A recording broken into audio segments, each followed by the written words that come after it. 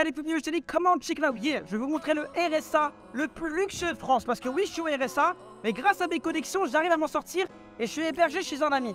Venez, je vais vous montrer la villa. Home tour.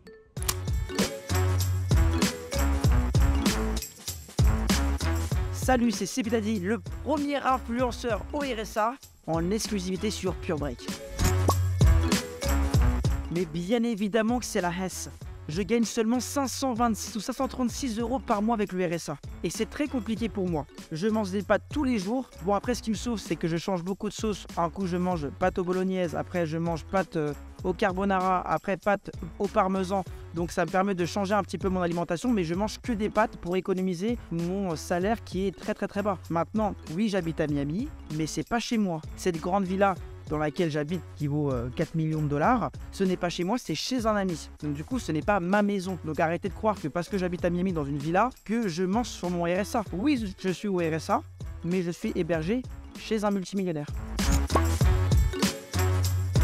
À partir de 25 ans, si tu n'as aucune activité professionnelle, tu as le droit de toucher le RSA. Donc moi, j'ai 30 ans, j'ai aucune activité professionnelle, j'ai le droit de toucher le RSA. Même si oui, il me reste une montre à 40 000 € en diamant, j'ai le droit aujourd'hui, comme j'ai plus d'activité professionnelle, de toucher le RSA comme tout le monde. C'est la loi française. Oui, aujourd'hui, je suis au RSA et les Français doivent l'accepter, même si mon RSA est un peu plus luxueux que les autres. Et c'est quoi le problème?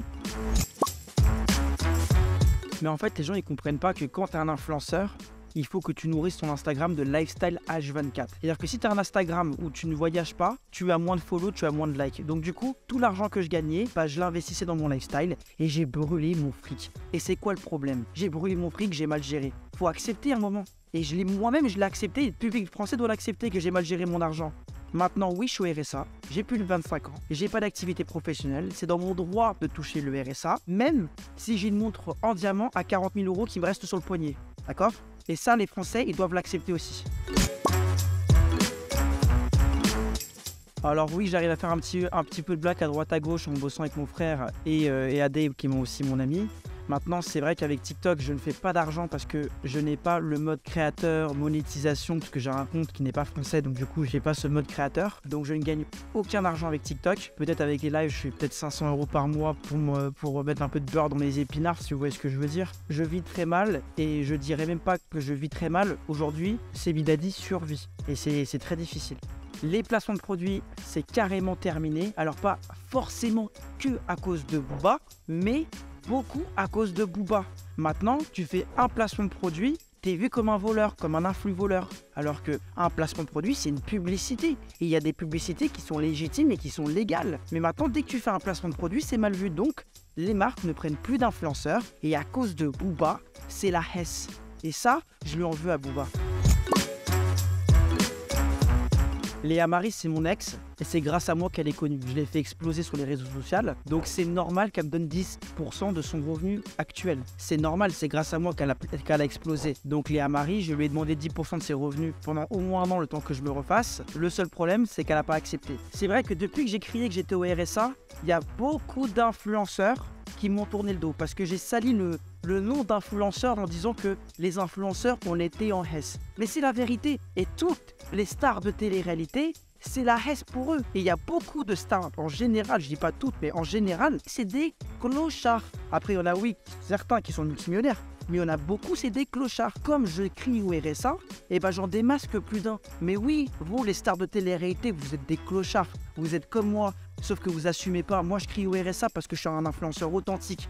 Mais de toute façon, d'ici un an, il y aura tous les influenceurs qui vont revenir de Dubaï à Paris parce qu'ils n'ont plus d'oseille et ils vont crier au RSA comme moi. Ou en tout cas, sinon, j'irai les dénoncer, moi. On est tous des clochards et on va assumer maintenant. Moi, ce que je pense de Booba et Magali Berda, honnêtement, Booba, il a raison dans le fond de se battre contre les arnaques pour protéger le consommateur. Maintenant, le problème, c'est que Booba, dans la forme, je trouve que c'est limite de l'harcèlement. Honnêtement, je trouve que de faire ça à une mère de famille, c'est pas correct. Et Booba, oui, tu as raison dans le fond, mais dans la forme, non. Non, Booba. T'as tort, Booba. Moi, je suis totalement d'accord avec Bercy et Bruno Le Maire de restructurer les placements de produits. C'était le Far West. Donc moi, je suis totalement d'accord de restructurer. C'est-à-dire que tous les influenceurs qui font n'importe quoi, ils vont dégager. Et les influenceurs qui veulent travailler comme moi et regagner leur vie, eh ben on va pouvoir retravailler. Parce qu'aujourd'hui, on ne peut plus travailler. Et les marques attendent des régulations et des lois pour pouvoir retravailler avec des influenceurs qui sont légitimes, comme moi par exemple.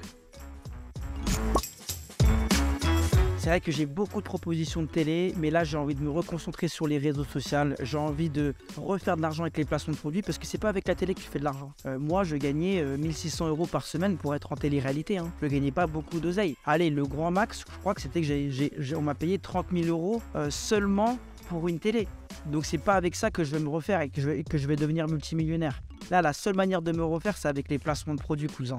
Il faut que je me restructure, que j'attende les lois de Bruno Le Maire et de Bercy pour pouvoir retravailler et refaire un paquet de fric. Et une fois que je refais un paquet de fric, je mets bien tous mes abonnés. Les influenceurs qui me soutiennent, c'est Adrien Laurent. C'est vrai que lui, c'est le premier à soutenir. Il me propose du travail dans son industrie en tant que réalisateur, producteur. Donc ça, c'est vraiment cool de la part d'Adé. C'est vraiment un ami. J'ai mon frère, bien évidemment. Léa Marie, c'est vrai qu'on se parle, mais bon, on est en conflit, on n'est pas vraiment ensemble, voire pas du tout. Même si peut-être je pense qu'elle me kiffe encore un petit peu. C'est vrai qu'il n'y a plus beaucoup de monde, j'ai plus beaucoup d'amis en télé-réalité. Après, ils sont tous mariés avec des enfants, tout le monde fait sa vie, tout le monde est en train de galérer et tout le monde est en train de crever la dalle, quoi. Donc à un moment, voilà quoi. S'il vous plaît les influenceurs, avouez tous un par un, vous êtes aussi bientôt au RSA. Bande de clochards. Et c'est vrai que Dylan Thierry, c'est pas quelqu'un que j'appréciais énormément en télé-réalité. Après, c'est vrai que je l'ai croisé par-ci par-là et j'avais rien contre lui. Mais c'est vrai que ce que Dylan a fait avec les trafics d'enfants, bah moi, ça me choque. Et je me dis que... Putain, il a fait combien d'oser ce Mais c'est peut-être comme ça qu'il a payé son clagé. Enfin, je suis nerveux, mais franchement, ce qu'il a fait Dylan, c'est inacceptable. En tout cas, merci Pure Break. Check it out here.